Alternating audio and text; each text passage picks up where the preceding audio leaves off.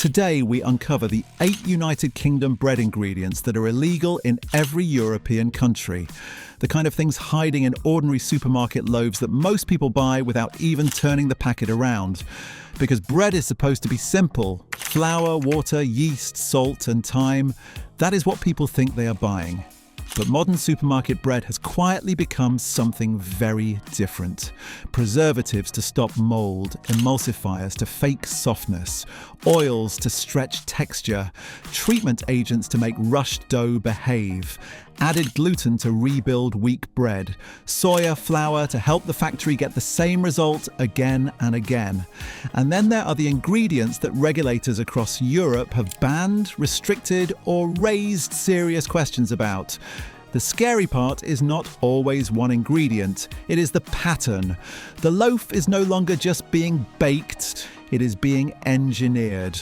But before we get into this, hit that hype button right now because the front of the packet is doing all the selling, but the back of the packet is where the truth is hiding. Every hype helps push this information to people who still think a soft loaf means a better loaf. So hype this, subscribe, and let's get into it. Number 8. Calcium propionate. Start with the one that looks harmless, because most people have seen it so many times that it barely registers anymore. It sits near the end of the ingredients list, usually written in small print, looking like just another technical word in a long line of things nobody has time to decode. And that is exactly why it belongs at the start. Calcium propionate is a preservative used to slow mold growth. It is not there because it makes bread taste better. It is not there because it adds nourishment. It is there because supermarket bread has to survive a journey that real bakery bread was never designed for. It has to leave a factory, travel through distribution, sit on shelves, sit in cupboards, and still feel acceptable days later. That is the first sign that the product has changed. Real bread dries, firms up, and changes from one day to the next. But the wrapped supermarket loaf has been trained not to behave like food. It has been trained to behave like stock. And this is where the trick becomes easy to miss. Most people think soft means fresh. They squeeze the bag, feel that light springy texture, and assume the loaf is still good. But softness is not always freshness. Sometimes softness is the result of a formula doing exactly what it was built to do. There is nothing dramatic about a mold inhibitor on its own. That is what makes it powerful. Nobody looks at a family loaf and thinks they are buying a preservation system.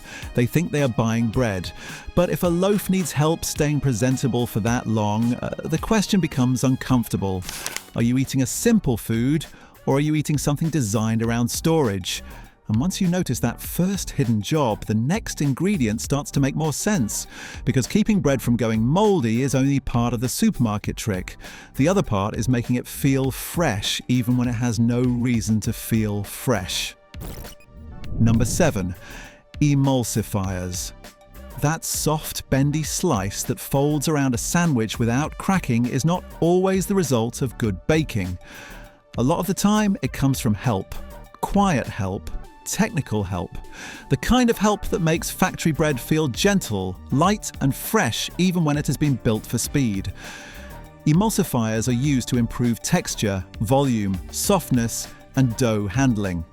You might see names like mono and diglycerides of fatty acids, diacetyl tartaric acid esters of mono and diglycerides, or other long ingredient names that make people stop reading. And that is part of the problem. The words are so dull and technical that they almost protect themselves from attention. The job is simple. They help oil and water behave better together. They help the dough hold structure. They help the slice stay soft. They help the manufacturer deliver the same loaf, same shape, same bite, same texture, again and again. That might sound useful until you remember what bread used to be. Bread was never meant to be identical every single time. A real loaf has crust, chew, weight, and small differences. Supermarket bread has been made to remove those differences because difference is inconvenient for factories. The aim is not character, the The aim is predictability. This is where shoppers get caught. We have been trained to believe that softness means quality. If a loaf feels like a pillow, we assume it is good for sandwiches. But softness can be manufactured so well that the body language of the bread lies before the label says a word. This is not about one ingredient turning bread evil overnight. It is about a pattern. Each small addition has a job. One keeps it from molding, another keeps it soft, another gives it volume, another fixes the dough, and by the time all those jobs are done, the loaf is no longer simple. It is a product built to imitate simplicity. The real warning is not the long name. The real warning is the result. When bread can stay soft for days in a plastic bag and still look like it came fresh from the shelf that morning, something has been done to it. And if softness can be faked, then the next question is obvious. What else has been quietly added to make cheap bread feel richer than it is? And number 6, rapeseed oil, palm oil, and vegetable oils. Oil in bread sounds strange when you actually stop and think about it, because a basic loaf should not need help from the same kind of ingredients found across processed snacks and spreads. Vegetable oils are used in many mass-produced loaves because they help with softness, moisture, texture, and shelf life. They make bread feel smoother. They can make it stay tender for longer. They can help a factory produce something that feels richer without using slower methods or better ingredients. And that is the point. The oil is not there because bread needs it to exist. It is there because industrial bread benefits from it. Traditional bread can be made without it. Flour, water, yeast, salt, and time can produce flavor, structure, and real texture. But time is expensive. Slow fermentation takes planning. Better flour costs more. Shortcuts are cheaper, and oils are one easy way to make a plain product feel softer. This is where the supermarket system gets clever. The loaf does not taste oily. It does not announce itself as processed.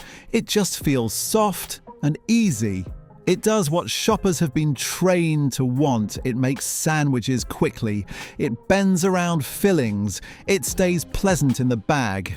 But the ingredient list tells you that this is not just bread being bread. It is bread being adjusted, and it is not one isolated food either. Cheap industrial oils are already everywhere. Crisps, biscuits, spreads, ready meals, takeaways, sauces, pastries, frozen foods. So when they appear in everyday bread, it starts looking like a quiet takeover of the basic diet. The issue is not that one slice will destroy anyone. That would be lazy fear-mongering. The issue is exposure. When the same cheap oils appear across breakfast, lunch, snacks, and dinner, the total picture changes. Bread becomes one more delivery system for ingredients people never thought they were eating that often. And the strangest part is how normal it now feels. People would question oil in a glass of milk or a bowl of plain porridge. But oil in the family loaf has become ordinary because the packaging makes it look familiar. These changes arrive quietly, one reformulation at a time. But oil is still easy to understand compared with the next ingredient because the next one sounds almost friendly. It sounds like something you might take when you have a cold. But inside bread, it has a very different job.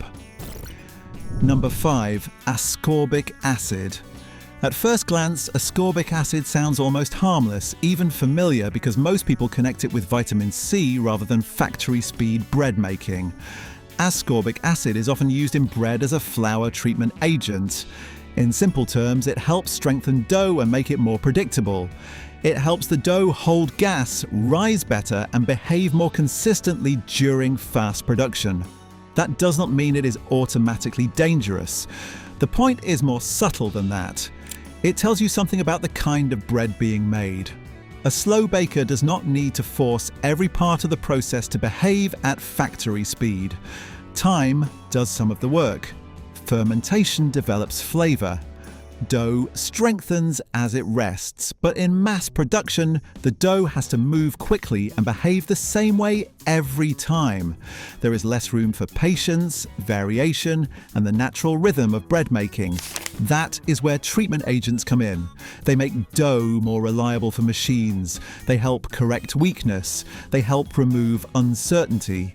And from the factory point of view, that makes sense. A production line cannot wait around because one batch of flour is weaker than another. It cannot accept loaves coming out different sizes because the dough needed more time. So the ingredients are adjusted until the dough behaves. The problem is not that shoppers are being poisoned by one scary sounding additive. The problem is that the bread is being treated like a technical problem to solve. Weak dough, strengthen it. Short process, correct it. Need volume, help it rise. Need softness, add support. Need shelf life, preserve it. Each fix sounds small, but together they create a loaf that depends on correction after correction. Because the name sounds gentle, it slips past people. They see it and think vitamin C cannot be a problem. But in bread, the important part is not the vitamin image, it is the industrial job. Helping rush dough perform better than it naturally would. By now the pattern is hard to ignore. One ingredient protects the loaf from mold, another keeps it soft, another adds moisture and smoothness, another helps the dough survive speed. None of them feels shocking by itself, but stack them together and the product starts to change shape in your mind.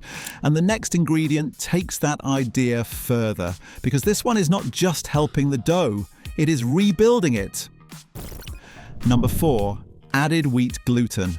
This one sounds natural because gluten already belongs to wheat. That is why it often escapes suspicion. People see it on the label and think nothing of it. After all, bread is made from wheat and wheat contains gluten. So what is the issue? The issue is not that gluten exists. The issue is why extra gluten is being added in the first place. Added wheat gluten can strengthen dough, improve rise, increase elasticity, and help create a taller, more consistent loaf. It gives the dough more structure. It helps it stretch without tearing. It can make bread look fuller and feel more satisfying even when the base flour or process is not doing enough on its own. That is the key. It is a reinforcement, a repair, a way of pushing the loaf toward the result the factory wants. It helps turn variable raw materials into a predictable product. And predictable is the word that keeps coming back. Predictable softness, predictable size, predictable shape, predictable shelf life, predictable profit. This is where modern bread starts to feel less like something baked and more like something assembled. The flour brings part of the structure. The treatment agent helps it behave. The emulsifier keeps it soft. The preservative keeps it presentable.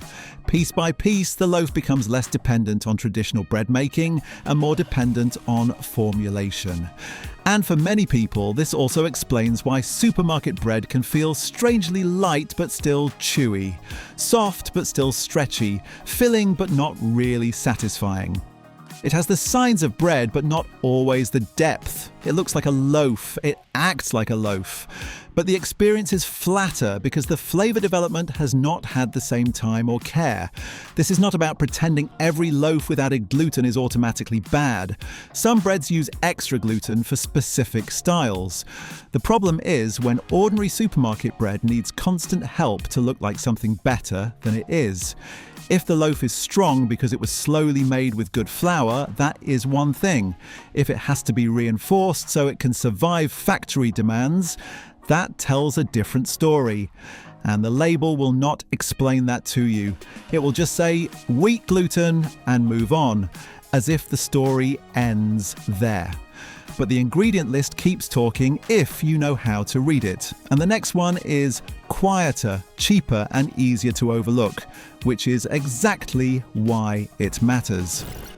Number 3, soya flour. Some ingredients do not shock you with their name. They reveal the trick by showing how many little adjustments a basic loaf now needs. Soya flour can be used in bread to help with dough performance, colour, softness, and consistency. It can support the baking process and help manufacturers get a more reliable result. Again, that does not make it automatically dangerous, but it does raise the same question as the others. Why does a basic loaf need so many helpers? People think they are buying wheat bread. That is the image on the front, a farmhouse name, a golden crust, a soft slice, a breakfast table, a lunchbox, a family kitchen. But when you turn the packet around, the product is often more complicated than the front suggests. Wheat is still there, of course, but it is not always working alone. This is where supermarket branding becomes powerful. The front of the bag sells simplicity, the back of the bag reveals engineering, and most people never connect the two because they are busy. They trust the brand, they buy the same loaf every week. They do not stand in the aisle reading every ingredient like a detective. That is exactly why these small additions matter. Not because each one is dramatic, but because each one shifts bread away from what people think it is. Soya flour becomes another quiet adjustment, another tool in the formula. Another way to shape colour, texture and behaviour without making bread in the slower, older way. It also shows how clever the language of food has become. If a product says seeded, farmhouse, thick-cut, soft white, wholemeal or family loaf, people create a picture before reading the label. The words do emotional work. Then the small print carries the reality. The average shopper is not wrong for missing it. The system is designed for them to miss it. The label is legal, but the presentation is psychological. Big, comforting words on the front, small, technical words on the back. And somewhere between those two sides of the packet, trust gets used up. After this point, the list gets less common but more revealing, because some additives tell us what is in bread now. Others tell us what the food industry tried, defended, or lost permission to keep using. And the first of those is not really about taste at all. It is about making food look cleaner than it is. Number 2, titanium dioxide. Sometimes food is not changed to taste better or nourish you better, but simply to look cleaner under supermarket lights. Titanium dioxide, known by its European Food Additive Code as E171, was used as a whitening colorant in certain foods. It helped products look brighter, cleaner, and more uniform. The European Union moved to remove it as a food additive because safety concerns could not be ruled out. That does not mean every loaf in Britain is packed with it. That would be careless to claim. The real point is bigger than that. The real point is that food companies have been willing to use cosmetic additives to make food look more trustworthy than it naturally might. And once you understand that, you start looking at the bread aisle differently. The perfect white slice, the spotless crumb, the identical colour from one pack to the next, the bright, clean look that makes people think purity, even when the ingredient list says processing. Food is judged by the eye first. Companies know this. A pale, soft, flawless loaf feels cleaner to many shoppers. A rougher loaf with darker flour or real crust can look less convenient, even if it is closer to proper bread. Titanium dioxide became controversial because it exposed that cosmetic mindset. It was not about nourishment, it was about making food look a certain way. And once regulators started saying they could not comfortably stand behind it, the question became bigger than one additive. How many ingredients are doing jobs that have nothing to do with feeding people? That is why this belongs near the top. Not because it is the most common thing in the United Kingdom bread aisle today, but because it reveals the mentality behind modern food. Appearance first, consistency first, shelf appeal first. The body comes later, if it comes into the conversation at all. And after a while, the eye becomes easy to fool. People stop asking why bread should be so white, so soft, so identical, and so long-lasting. They just expect it. The industry wins when the strange starts feeling normal. But the final ingredient goes even further. This is the one that shows how far industrial bread making was willing to go when speed, volume, and perfect rise became more important than the old rules of bread. Number 1. Potassium bromate. Few bread additives carry the same warning sign reputation as potassium bromate, because it shows what industrial baking wanted most: bigger, lighter, faster loaves. Potassium bromate was used as a flour improver. Its job was to strengthen dough, improve rise, and help produce bigger, lighter loaves with reliable structure. In plain English, it helped bread perform better for industrial production. It gave weak dough a push. It helped loaves come out taller and more uniform. It made the process easier to control. And that is the heart of the story. The ingredient itself was eventually banned as a flour improver in the United Kingdom and rejected in many places because of health concerns. But the desire behind it did not disappear. The industry still wants fast dough. It still wants volume. It still wants softness. It still wants loaves that look generous, feel fresh, travel well, and cost as little as possible to produce. That is why ending here matters. The banned ingredient is not just a scary name from the past, it is a window into the pressure that shaped the modern loaf. Once bread became an industrial product, the dough had to obey the factory. It had to rise on schedule. It had to survive machines. It had to look the same every time. It had to stay soft long enough to sit in a national supply chain. And every ingredient we have talked about fits somewhere into that same pressure. One preserves, one softens, one strengthens, one colors, one improves handling, one reveals the old dream of bigger, faster, cheaper bread. The details change, but the direction is familiar, and this is where the title on the front of the packet starts to feel almost meaningless. Farmhouse, soft, thick, family, original, traditional. These words do not tell you how the loaf was made. They tell you how the company wants you to feel before you read the small print. That is the uncomfortable truth about modern bread. The problem is not always one illegal ingredient hiding in plain sight. Sometimes the problem is legal, ordinary, and sitting there every day. Bread has been rebuilt to survive the supermarket system, then sold back to people as if nothing changed. So the next time you pick up a loaf, do the simplest thing. Turn it around. If you see flour, water, yeast, and salt, you know what you are holding. If you see preservatives, emulsifiers, oils, treatment agents, added gluten, soya flour, and texture fixers, then at least you know the truth. You are not just buying bread. You are buying a product designed to look, feel, and last like bread.